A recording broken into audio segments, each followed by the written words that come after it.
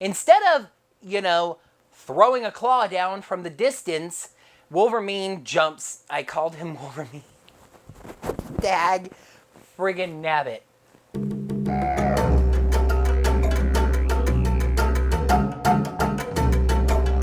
Hello there, heroes. I'm the Orange Ranger, and welcome to another Power Ranger Super Ninja Steel episode review. Some of my most commented on reviews are the ones where I just rip an episode to shreds. I'll get those people who agree with me and were entertained by seeing me rightfully destroy and even mock something that was lacking. However, I will also get lots of comments from those who defend shows like Power Rangers no matter what quality they actually produce, and will tell me to stop watching the show if you hate it so much. Of course, I'm not going to stop watching the show, and I've already explained why I keep watching the show even when it is bad. Only you can decide for yourself which of those two camps you fall into, but you're gonna need to for this one. Hoo-hoo. Strap in, viewers. This episode is gonna be a test. Let's take a look at the 12th episode of Super Ninja Steel, Fan Frenzy, which this episode certainly isn't going to cause, unless you're talking about fans who were upset by its lack of quality. We start with the Rangers playing pool at the Summer Cove Pool Hall. The comedy subplot of, an agent approaches Levi. You can tell that this is a Gold Ranger Focus episode because suddenly people remember that Levi is famous. She wants to make him the face and voice of some kind of chili burger somewhere or something. He politely turns her down, saying he would like to focus on school and other stuff, aka being a Power Ranger. One interruption not being enough, Levi is then approached by a fan of his who attends Summer Cove High named Chaz. Now, I will say, after having read the summary for this episode, it is kind of refreshing that Chaz was a man and not a woman, that they didn't go for the tired, classic love-struck fan thing there. His favorite song by Levi calms him down when times are tough. He wrote a letter to Levi about it, and he received back an autographed photo, even with a note that said that they should hang out sometime. Unfortunately, Levi has no idea who this is. You see, his manager very likely answered the fan mail for him. Though if you think about it, it was kind of a dick move to include a personalized note with the photo, especially one promising to hang out sometime. All you really need to do is send back an autographed photo with maybe a short little note on it that says something like, "Thank you for your letter. All my best, Levi." Feeling bad for the kid, Levi says that he's sure he would have answered the letter the exact same way, and you know what? The offer stands. It would be great to hang out sometime. So, for the first time since we've been back from the hiatus, we actually get Galaxy Warriors as the villain's framing device. As a matter of fact, Madame Odious isn't even in this episode. Anyway, the audience starts calling out for Cosmo, but instead, this movie monster reject walks out. I kid. His name is Dreadwolf, and he actually looks pretty cool. So, where is the delightfully witty and Natalie-dressed host of Galaxy Warriors? Dreadwolf lures him onto the stage with a huge prop stake that has the magical properties of being chewed on, but not even showing so much as teeth marks on it. You see, Dreadwolf has turned Cosmo into a werewolf. But the spell can be undone just by removing the claw. Why? Why would you want to? Yes, we need for Cosmo to be himself eventually, but why was it necessary to tell the Galaxy Warriors audience that the spell can be reversed? Who cares? The werewolves are, presumably, your evil minions. Is it really of any great concern to you that they have the ability to be changed back? I'd have done this more like Cosmo leaps for the stake and then somehow accidentally knocks his own claw out. And then Dreadwolf goes, "Yeah, that's the one downside. If the claw gets removed, the spell's over." The comedy subplot continues because the show hates me and delights in my misery. This super successful, big-time, intelligent marketing agent's plan B, after failing to attract the famous country star for the Big Burger campaign, on her first try, might I add, is to literally just sign the first schmuck she sees on the street. Hey, did I say schmuck? Look, it's Viktor. But all joking aside, I was actually kind of digging this. They were setting it up as this big fortunate break for a character who doesn't get many of them, deservingness notwithstanding. I mean, Viktor's got model looks. I mean, he was cast to be on Power Rangers after all. And for once, the two of them, Viktor and Monte, aren't plotting. They're just sitting there having lunch. Viktor eats his burger, and the agent happens to see this with flower petals floating behind him, and he looks perfect for the thing. As they go off to talk with the agent, we'll step away from this subplot for the moment with the observation that I said that I was digging it. The ease of a simple camera pan reveals that Calvin is dropping Mick off nearby at the hardware store. Or actually, Calvin is dropping Mick off nearby the hardware store around the corner. Does the hardware store not have a parking lot? I don't really get this. They don't mention that it's in a mall or anything. Mick says that hardware stores are his happy place.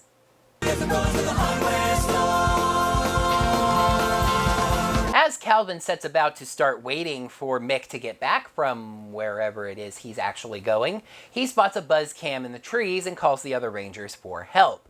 Okay, time out, because this is now officially a thing. I've always wondered how Galvanax and now Odious didn't realize that the Rangers know what the buzz cams are and that seeing one means it's time to get ready for a monster. Listen, I understand that seeing the buzz cams is this season's version of the alarm system, even though the base has its own alarm system that we hear every now and then, and it's setting the stage for the show with the cameras moving into position to get all the action. But you lose the element of surprise. If Odious is apparently such an expert at robotics, why doesn't she make cloaked buzz cams? Heck, her magic can probably accomplish that much. But, oh no, we can't actually have a monster be on the loose for a couple of minutes before the Rangers show up. If that were to happen, then we might have to pretend that a few people who don't actually exist might have gotten a little scuffed up.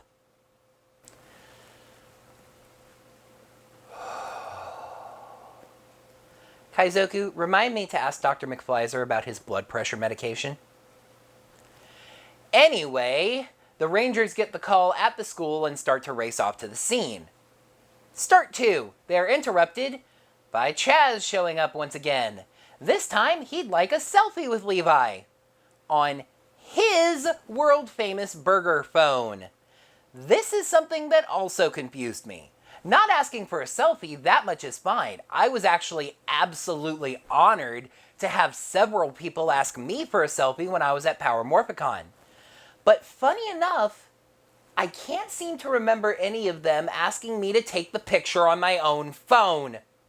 The show tries to justify it as being because it's the world-famous burger phone, but really it's just to ham-handedly justify what happens next as part of the plot. Levi takes the picture, but then the Rangers call him away before Chaz can give him his email address to get the picture.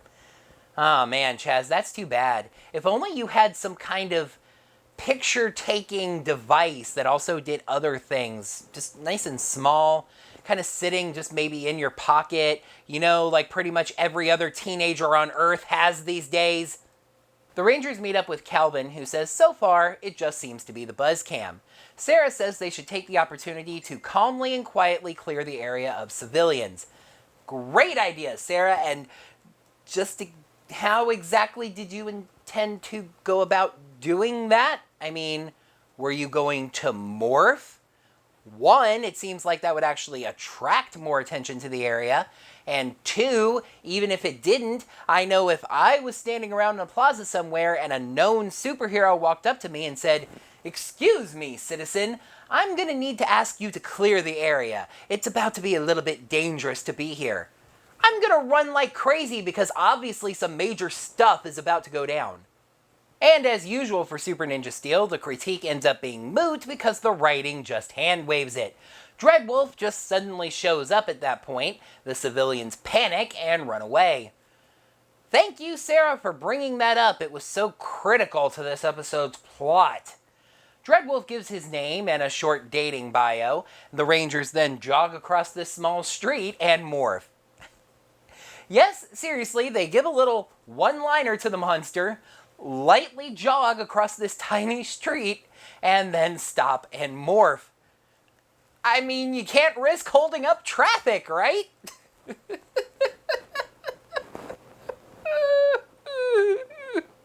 Look, as you can tell, obviously this episode needs all the credit it can possibly get, so I'm going to do it a solid and admit to something that I really don't want to admit to.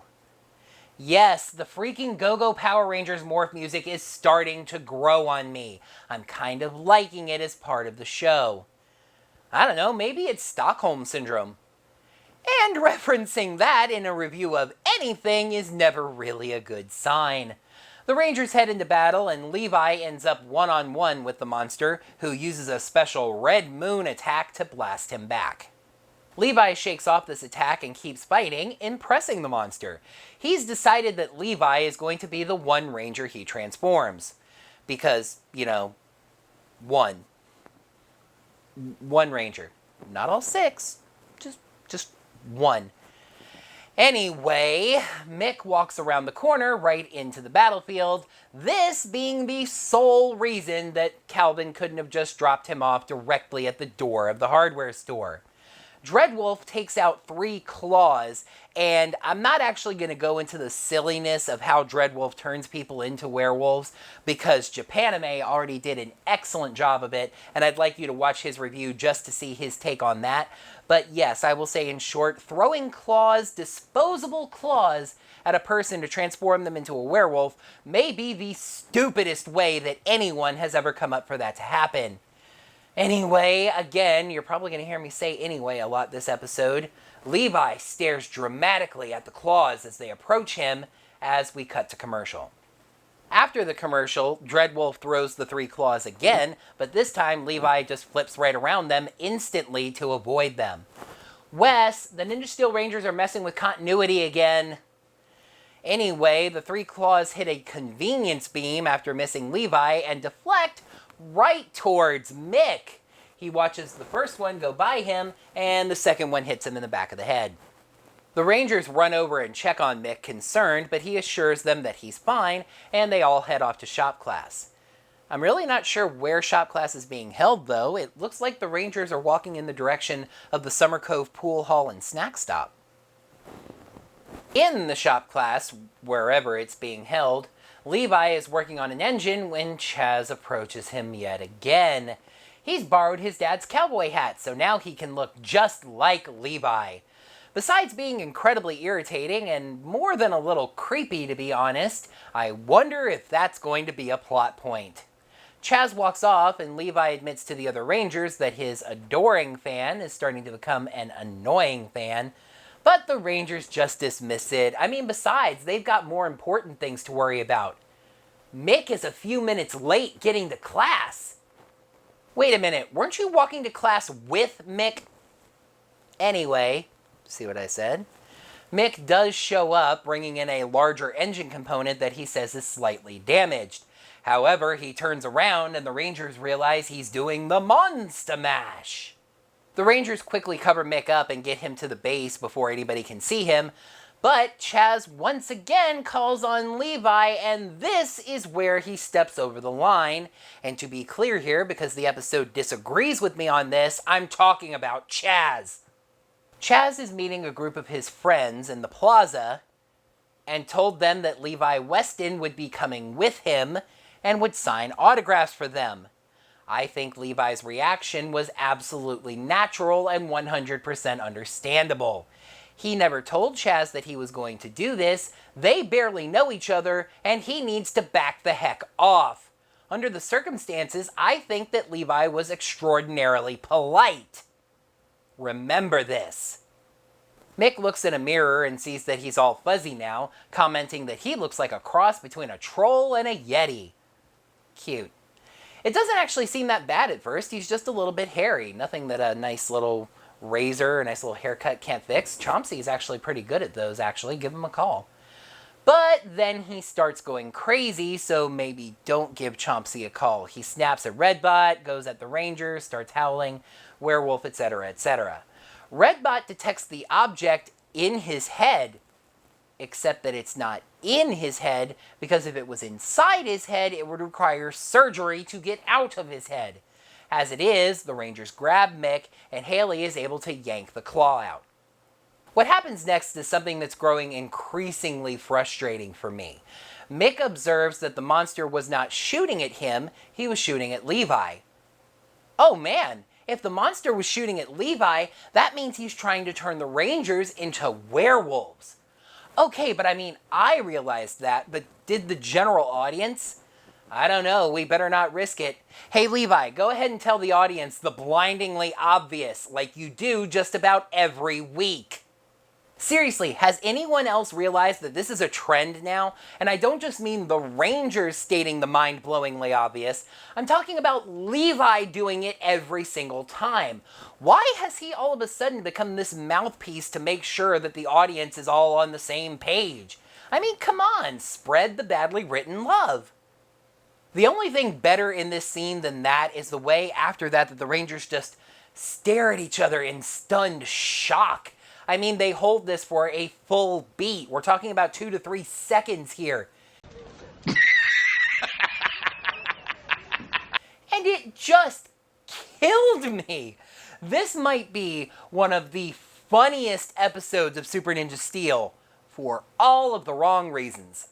From something that's not supposed to be funny but is, let's get back to something that thinks it's funny but isn't, Viktor and Monte. Yeah, that's right. No, I really genuinely don't mind going to check in on them this time. It's not like the Rangers are giving us much to work with this week. And actually, again, this is a nice little scene with them. I liked where this was going. Viktor is rehearsing his line, for the ad, and that's it. Monty's just helping him. There's no gag, there's no physical comedy, no plan where the two of them come off like jerks. Viktor has this little self-aggrandizing line, but that's part of his personality, so you forgive that. What kind of bizarro world have I fallen into where the Rangers are being absolute idiots and Viktor and Monte warrant respect? Back to the main plot. Wow, this is weird. Chaz meets his friends and delivers the bad news. Levi isn't coming. They all roll their eyes and walk away, with one of them saying that he bets Chaz doesn't even know Levi. Then why did you come? Since Chaz wasn't able to show them the selfie with Levi, he has no proof that he's even met Levi Weston. Besides, all of these people look to be about Chaz's age. I would presume they live in the area. They're friends with Chaz. Don't you all attend Summer Cove High? With Levi? Oh wow, hey look, the whole thing with Chaz dressing exactly like Levi and looking like Levi became a plot point for the episode. Wow, I sure didn't see that coming, what a shock.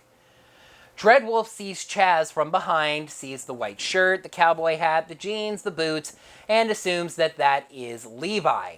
Now, I would criticize the fact that he didn't actually check and make sure it was Levi, but Dreadwolf has the kind of power that relies on a good sneak attack, so that was actually pretty good. Oops, I accidentally gave this episode some credit. It better blow it right away. Instead of doing the smart thing and throwing the claw from a distance, Dreadwolf jumps down. For some reason, the people don't react to the monster landing, so he howls and scares them all. What? Viktor and Monte see the monster, and Viktor tells Monte to run. Dang it, you two, stop being sensible. I'm far too used to hating you by this point. Dreadwolf is down to just 2 claws for some reason. Like I said last time, at least with Venema, you could say that the love arrows were a power of the Ninja Medallion, and that needed to recharge. Why does Dreadwolf have a claw limit? Chaz trips on a football, and thus Viktor accidentally gets hit in the back to boost the comedy subplot. Down to his very last claw, Dreadwolf finally has a clear line of sight with no obstacles in the way, and thus for the first time in the entire episode actually hits something he was aiming at, spearing Chaz. Dreadwolf welcomes whom he thinks is the Gold Ranger to the team, And we cut to commercial. Drama! We know that's not Levi. Oh no, the one-off moral-generating side character got an ouchie. I wonder what's going to happen next. And why I care. Have you ever realized that the computers inside the Rangers' base kind of suck? I mean, they were sort of thrown together with what was around, so I guess that would stand to reason. Mick says that something is going on in the plaza. Something. Thank you, Mick.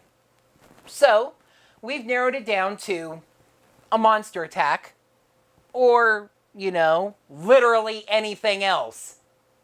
Levi realizes that Chaz was going to the plaza, suddenly cares for some reason, and the Rangers leave. Because, you know, we have to save Levi's sort of friend, you know. And maybe, if we find the time, you know, everyone else. Back over with the comedy subplot, Viktor isn't feeling very well. The Claw, for some reason, taking an incredibly long time to transform him into a werewolf. The agent tells them to make the, 20 burgers that are going to be sitting in front of Viktor for some reason look as good as they possibly can. What they look like is that they all have gigantic buns, and because of the fact that I'm on a keto low-carb diet right now, that doesn't actually look appetizing to me in the slightest. Viktor takes the set and tries to do the commercial. Again, kudos, good character in a way. Before he ends up going all werewolf and just throwing down on these burgers. He actually makes them look really tasty, and that's going to factor into the subplot later. For now, the entire staff, having just seen someone magically transform into a werewolf, doesn't freak out in the slightest. Monte gets slightly worried for Viktor, and the agent, who is also directing the ad because of Power Rangers hiring limitations for extras that have lines, wonders who changed the script. If I just stopped reviewing this episode now, would any of you get mad? I mean, really? No, I better keep going. The Rangers get to the plaza, and Chaz comes leaping out of the bushes, now transformed into a werewolf. Levi says, "It's Dreadwolf! He got Chaz!" Shut up! Dreadwolf teleports down. I guess his little fuzzy ears were burning, telling the Rangers that it's far too late to save their precious gold ranger. Wait, what? Yes, since Levi's standing right there, it's pretty obvious that Dreadwolf got the wrong guy. He says he needs to get more claws. From where? You are a friggin' werewolf. You have claws at the end of your freaking fingers! Levi says that he'll help Chaz while the other Rangers go fight Dreadwolf. Kind of funny, actually, if you think about it. You guys go fight the horrifying werewolf monster who has the ability to transform other people into werewolves and also has a devastating energy attack. I'll stay here and say soothing words to this one kind of sort of werewolf. Levi apologizes to Chaz, saying that if he had come with him to the plaza, Chaz wouldn't have been attacked by the monster. Yes, that's right, Levi. If you had let this half-psycho guilt trip you into coming to the plaza with him, maybe he wouldn't have been attacked by the monster. Or maybe he would have because he was still dressed like you, so the monster still could have gotten confused. Levi says that he just needs to pull out the claw and ask Chaz to calm down, much like I'm sure many of you are asking me to calm down. Saying the words calm down reminds Levi that Chaz likes this song of Levi's and it calms him down. So he starts singing it, and that's enough to calm Chaz down, and Levi's able to yank out the claw. Chaz doesn't remember very much, and Levi starts to apologize again, but thankfully is cut off by his ninja comm, promising that he will talk to Chaz later. But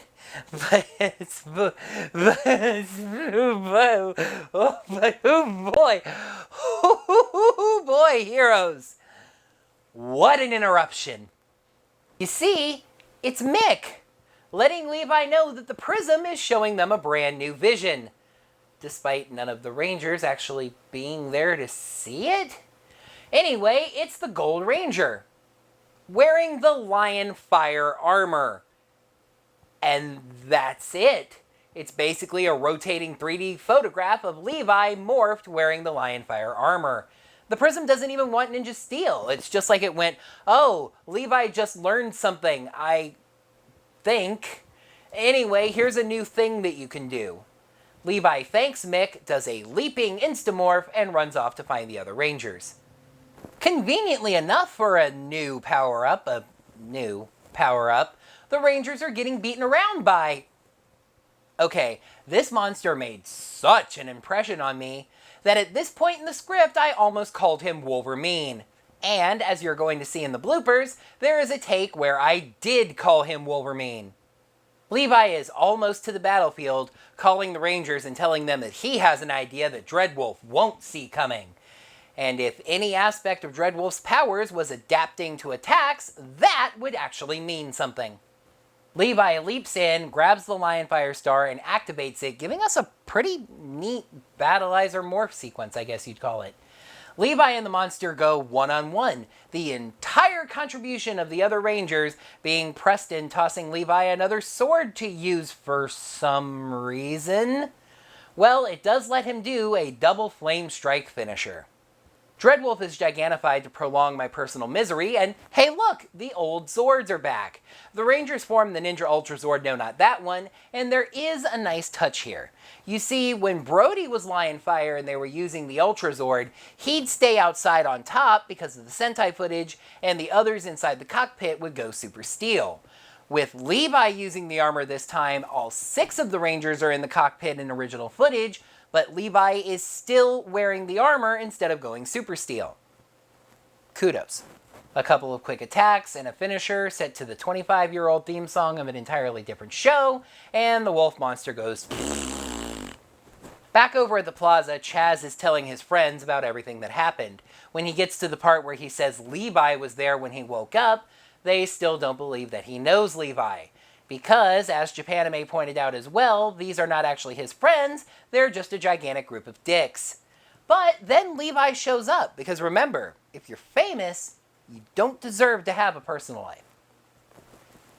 He calls Chaz over and apologizes to him for being mean. And then, when Chaz admits that he knows he can be a little much, Levi dismisses this. He's proud to have Chaz as a fan. And as a friend.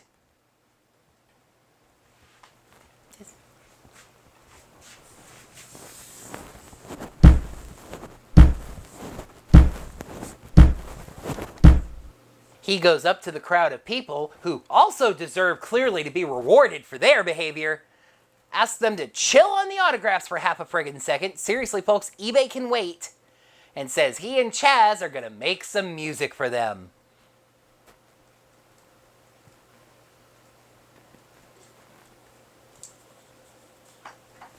Mango. No. No. I'm not wasting good bubbly on this. So, comedy wrap-up! Actually, I was happy to see the comedy wrap-up this time, because it meant that this episode was almost over. Actually, again, it started out with something that I liked from Viktor and Monte. Monte has led Viktor into one of the classrooms with the fakest-looking burger prop I have ever laid eyes on. When Viktor finally takes the bait, Monte bravely rushes over and yanks the claw out of Viktor, changing him back. Well, that was certainly an interesting episode, but you know, let's not... Wait, what? It's not over yet? Can it be? Please? Please? I really don't want to have to recap this part. Fine. But remember, if I have to start a Patreon to pay for blood pressure pills, I'm blaming Ninja Steel. Not you guys, but anyway, let's just move on. So the agent director, the lady, comes back saying that Viktor actually nailed the commercial, and she's offering him a $1 million deal to take the ads worldwide. One tiny little catch though, he's going to need to be the werewolf in these commercials, so he's going to need to grow all that hair back. Obviously, he's not a werewolf anymore, and growing that hair is not something he can just do on command, and they point that out. And as I've seen several reviewers already point out, this agent, director of commercials, whoever, has apparently never heard of a makeup and costuming department, despite having thought one of them changed the script to turn Viktor into a werewolf. So she tears up the contract and leaves. Star time! Episode 12, Fan Frenzy.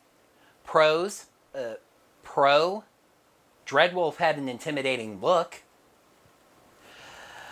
Cons, a confused and incorrect moral, a power-up that comes out of left field, and an absolute sense of pointlessness.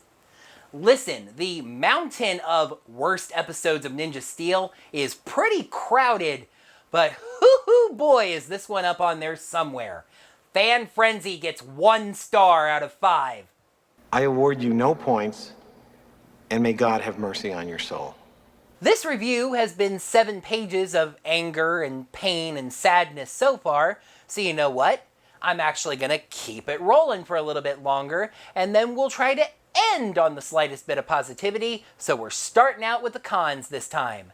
The moral of this episode makes absolutely no sense, and in some ways can be interpreted as being slightly dangerous. Levi was dealing with a fan whose behavior was bordering on creepy stalker level.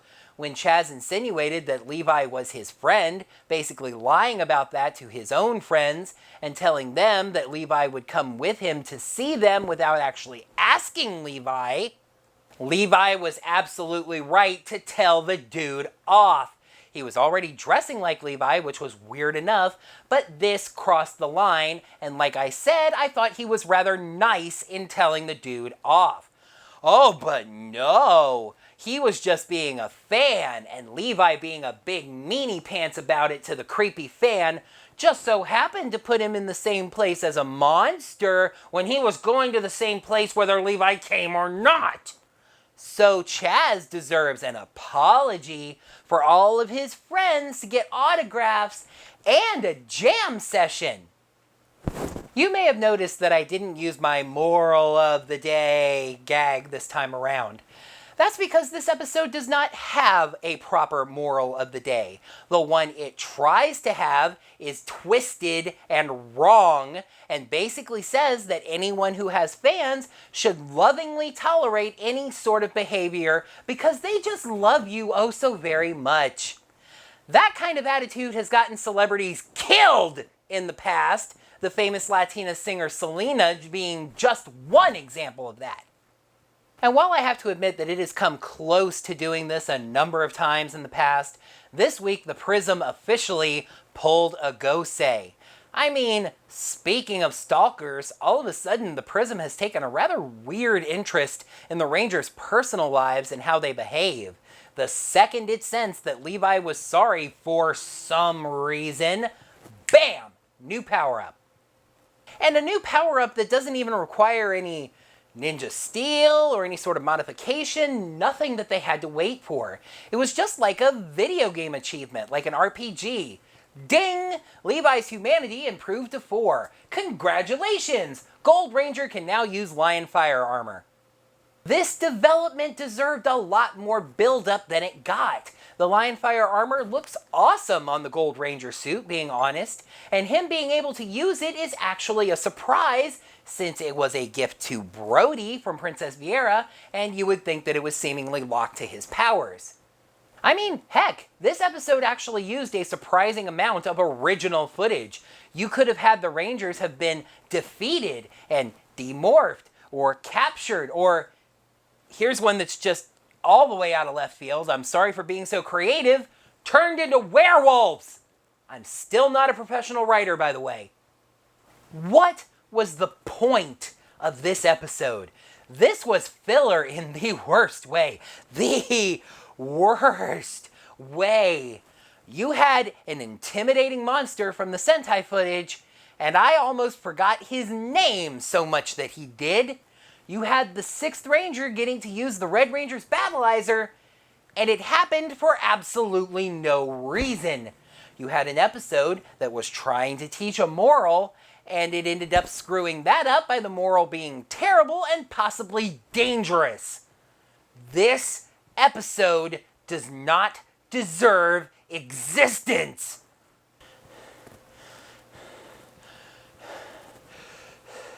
And now the positives. Like I said, Dreadwolf actually was an intimidating looking monster. Besides the nipple tassels, he was fierce looking, had this awesome set of armor on him, and a really cool looking attack. And I just realized that every single thing I just gave the episode credit for comes directly from the Sentai footage.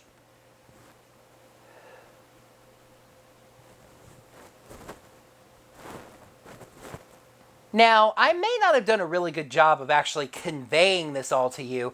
I may have been a little too subtle about it. But this episode sucked. I actually debated going below 1, even to a 0 at some points. The only thing is, for me, going below 1 is crossing the line between bad and offensive. The Chaz subplot actually came very close to that. Don't worry if a fan of yours is acting like a creepy stalker, I'm sure it'll turn out for the best.